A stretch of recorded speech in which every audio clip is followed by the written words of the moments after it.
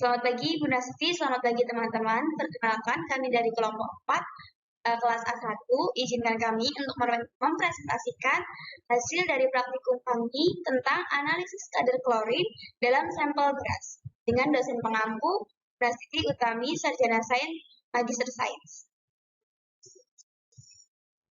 Adapun anggota dari kelompok 4A1 yang pertama ada Chelsea Karisma Adita Putri dengan NIM 4221006, lalu ada Dewi Nur Fitriani dengan NIM 4221010, lalu ada Eka Yulita Prameswari dengan NIM 4221012.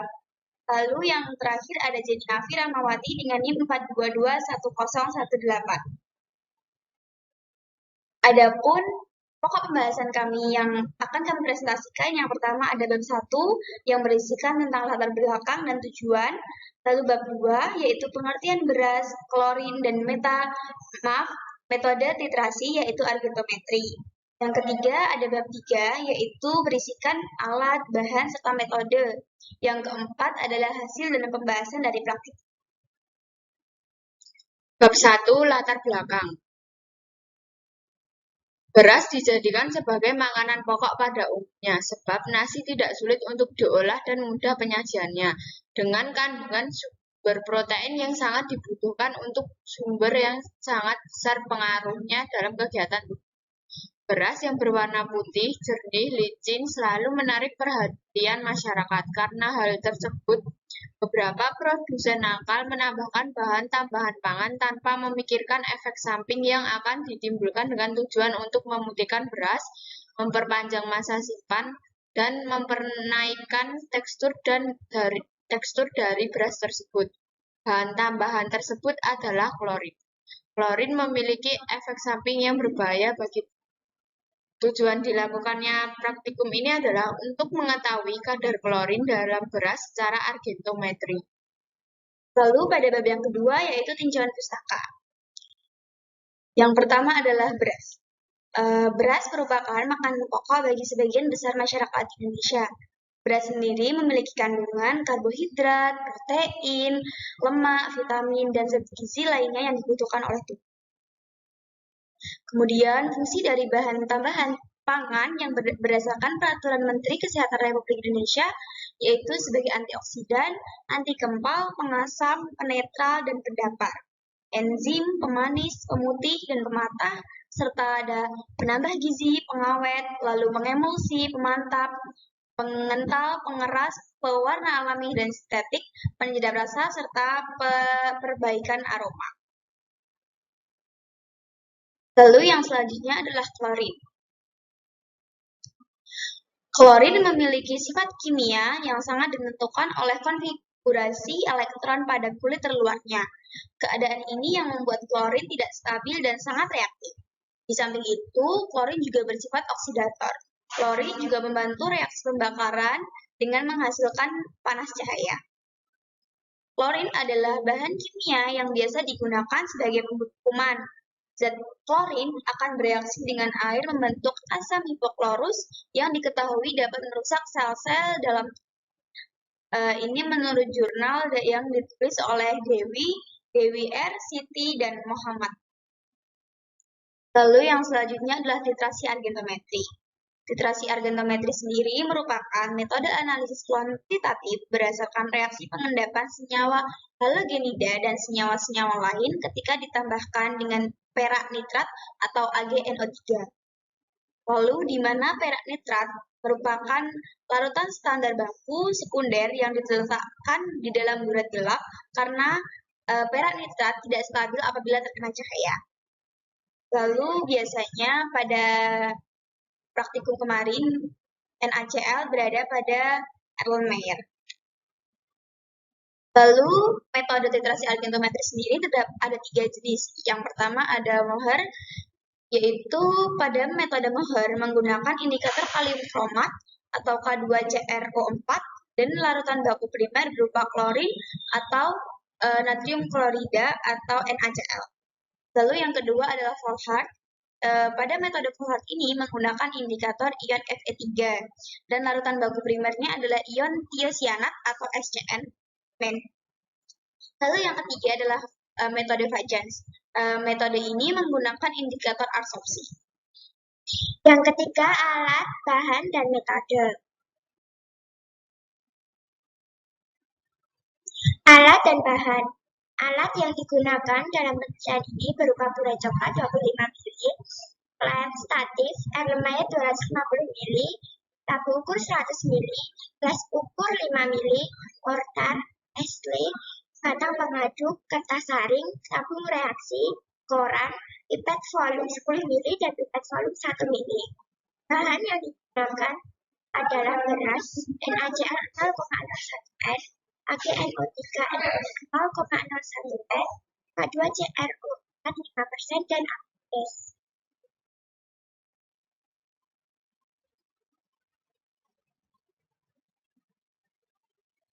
Selanjutnya metode.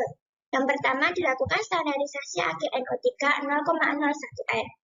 Dengan cara ambil NaCl 0,01 N sebanyak 10 ml. Tambahkan larutan K2CrO 5 ml sebanyak 1 ml. Titrasi dengan larutan standar AgNO3 0,01 N sambil digocok. Hentikan titrasi jika preparasi perubahan warna menjadi coklat kemerahan. Titrasi dilakukan 2 kali. Yang kedua, preparasi sampel dan uji kuantitatif. Sebanyak 40 gram sampel beras ditimbang dan dihaluskan menggunakan mortar dan esle. Kemudian ditambahkan 10 ml aquades. Sampel diaduk selama 5 menit dan disaring untuk diambil fitratnya. Pipet 25 ml sampel fitrat beras, tambahkan 2 ml K2CrO 4 5%, titrasi dengan AgNO3 0,01 N sampai terjadi endapan warna merah kecoklatan. Lakukan titrasi sebanyak 2 kali. Selanjutnya, uji kualitatif. 1 ml fitrat sampel beras dimasukkan dalam tabung reaksi. Tambahkan 3 ml larutan AgNO3 0,1 N dan 1 tetes K2CrO 4%. Jika terjadi perubahan warna merah kecoklatan, maka sampel positif. Bandingkan dengan tabung reaksi yang diisi dengan sampel beras. Selanjutnya, hasil dan pembahasan. Selanjutnya, standarisasi AgNO3. Larutan AgNO3 merupakan larutan standar sekunder yang secara langsung tidak dapat diketahui kadar dan kestabilannya di dalam proses penimbangan. Oleh karena itu, untuk mengetahui konsentrasinya dapat ditentukan dengan cara pengukuran atau standarisasi. Titrasi ini harus dilakukan secara kualitatif dan teliti. Penimbangan NaCl harus dicatat secara jelas karena akan mempengaruhi dalam perhitungan konsentrasi AgNO3. Kemudian penggunaan buret juga harus diperhatikan kebersihannya. Sebelum buret digunakan, harus terlebih dahulu dibilas dengan aquades dan juga larutan yang akan digunakan sebagai nitrat. Pada penelitian ini menggunakan AgNO3 sehingga harus dibilas terlebih dahulu dengan larutan AgNO3.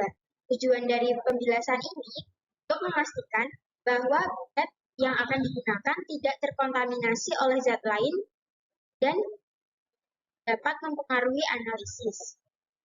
Selanjutnya, pemilihan buret juga harus tepat. Pada penelitian ini, kita menggunakan buret berwarna coklat. Hal ini bertujuan untuk mencegah penguraian AgNO3 selama pengerjaan titrasi. Selain itu, pemilihan indikator juga harus diperhatikan. Standarisasi dilakukan menggunakan larutan standar primer 0,01 N NaCl murni. NaCl adalah garam yang dapat bereaksi dengan AgNO3 yang akan membentuk endapan AgCl yang sukar larut dan memiliki kemurnian tinggi, sehingga NaCl dapat digunakan untuk menstandarisasi larutan AgNO3. Kemudian reaksi titrasi pada standarisasi AgNO3. Yang pertama ada reaksi titrasi NaCl plus AgNO3 menjadi NaNO3 plus AgCl. Reaksi indikator Ag plus CR2O4 Ag2 CR4. AgNO3 akan bereaksi dengan NaCl membentuk endapan AgCl yang berwarna putih. Apabila Cl dalam sampel yang diuji sudah habis bereaksi dengan Ag+ dari AgNO3, maka kelebihan sedikit Ag akan bereaksi dengan Cr2O4 dari indikator K2Cr2O4 yang ditambahkan. Dan saat mencapai titik akhir titrasi, terbentuk warna endapan merah bata dari endapan Ag2Cr2O4. Standarisasi ini dilakukan sebanyak 2 kali atau lebih dari 1, yaitu untuk memperoleh hasil yang teliti dan akurat. Kemudian, hasil dari standarisasi AgNO3. Pada hasil standarisasi AgNO3 ini diperoleh konsentrasi AgNO3 sebesar 0,0115 N. Nah, AgNO3 yang telah distandarisasi dapat digunakan sebagai titran pada penentuan kadar klorin dan dalam sampel cucian beras. Selanjutnya, uji kualitatif. Uji kualitatif dengan sampel yang sudah diambil, selanjutnya dianalisis secara kualitatif untuk mengetahui ada tidaknya kandungan klorin dalam sampel. Hasil positif ditandai dengan adanya endapan putih karena adanya reaksi antara perak nitrat dan klorin yang tidak larut sesuai dengan reaksi kimia, yaitu Ag ditambah dengan Cl menjadi AgCl atau endapan putih. Nah, pada pengujian ini ditambahkan indikator K2Cr2O4 atau kalium pada larutan blanko dan larutan sampel yang sudah ditambahkan AgNO sebelumnya. Hasil positif ditandai dengan terbentuknya warna endapan merah bata pada sampel dari endapan Ag2Cr2O4. Selanjutnya, penetapan kadar klorin. Penetapan kadar klorin dalam sampel cucian air beras dengan menggunakan larutan AgNO3 yang sebelumnya telah dilakukan titrasi. Sebelum dilakukan titrasi, yaitu melakukan preparasi sampel, setelahnya baru dititrasi. Reaksi pada saat penetapan kadar klorin yaitu Cl plus Ag menjadi AgCl atau endapan putih, dan reaksi dengan indikator Ag plus Cr2O4 dan Ag2Cr2O4 atau endapan merah bata. AgNO3 akan bereaksi dengan Cl membentuk endapan AgCl yang berwarna putih. Apabila Cl dalam sampel yang diuji sudah habis bereaksi dengan Ag dari AgNO3, maka kelebihan sedikit Ag akan bereaksi dengan Cr2O4 dari indikator K2Cr2O4 yang ditambahkan sebelumnya. Dan pada saat mencapai titik akhir titrasi, terbentuklah warna endapan merah bata dan endapan Ag2Cr2O4. Nah, penetapan kadar ini juga dilakukan lebih dari 1 kali untuk menghasilkan hasil yang lebih akurat. Kemudian ada hasil penetapan kadar pada sampel cucian beras. Nah, dari penetapan kadar dapat diperoleh rata-rata kadar klorin dalam sampel cucian air beras sebanyak 107,353 mg per kilogram. Kemudian dapat dihitung persentase Kv atau koefisien variasi sebagai presisinya.